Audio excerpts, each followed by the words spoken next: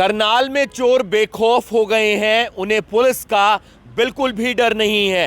वो चोरी की वारदात को अंजाम देते हैं और मौके से फरार हो जाते हैं। अब जो मामला सामने निकल कर आया है वो करनाल के इंद्री रोड का है, जहां पर सलारू गांव के पास एक निर्माणाधीन इमारत थी। उसमें शटरिंग का सामान इस्तेमाल हो रहा था।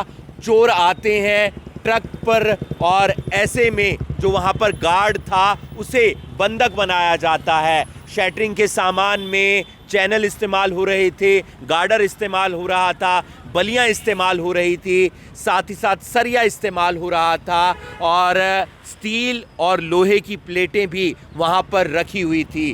चोर करीब 15 लाख का सामान वहां से चोरी करके फरार हो जाते हैं। ये आरोप जो है शटरिंग के जो दुकानदार हैं उनकी तरफ से लगाया जा रहा है। ऐसे में पुलिस ने इस मामले की तफ्तीश के लिए जो ठेकेदार हैं उनसे पूछताछ शुरू कर दी है। गार्ड अभी अस्पताल में है, उससे भी पूछताछ की जाएगी। देखना ये होगा कि पुलिस इस मामले की गुत्थी को आखिर कब तक सुलझा पाती है और चोर कब तक सलाखों के पीछे जाते हैं। और सर यहाँ 1-1.5 महीने से हमारी शटरिंग का काम चल रहा था। हमारे साथी गुरुनाम जी हैं, उनकी शटरिंग थी और ये ऊपर की साइड तैयार होनी थी।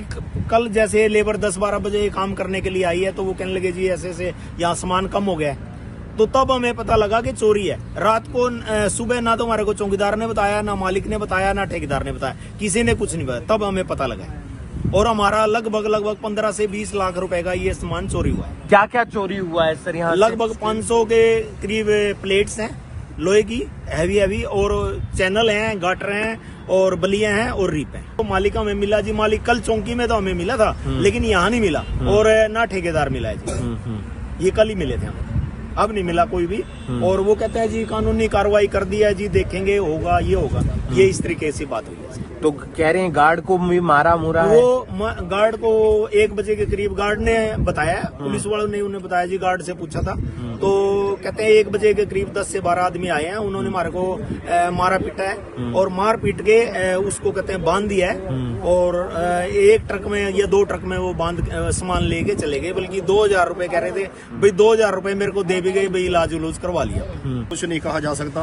अभी तो हमारे को बोला में जाके पुलिस चौकी में जाके रिपोर्ट करा दो। अभी कोई सुनवाई नहीं हमारी हुई।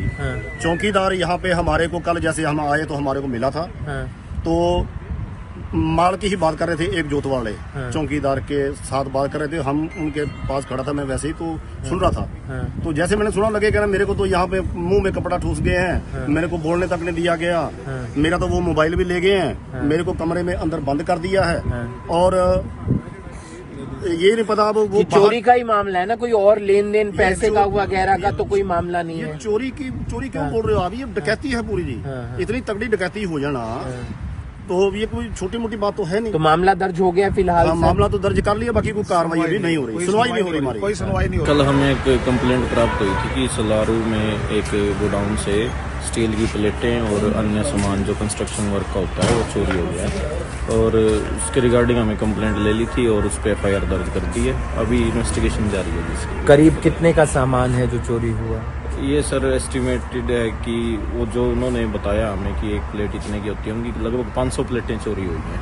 तो लगभग 1000 रुपये की उन्होंने एक प्लेट बताई थी, तो 5-7 लाख के करीब का अमाउंट उन्होंने बताया। इसके अलावा और भी सामान है?